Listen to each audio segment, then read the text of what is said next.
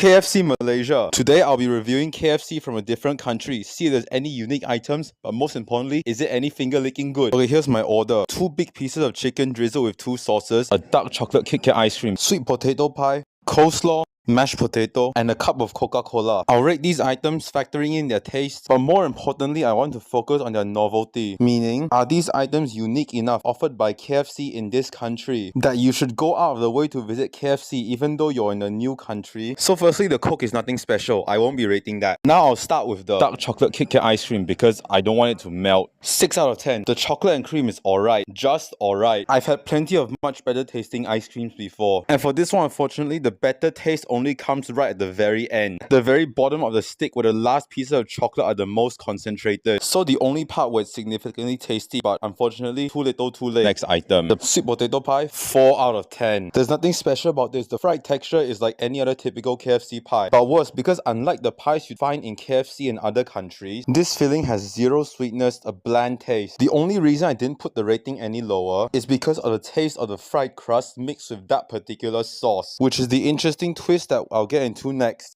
Oh my god, finger lick!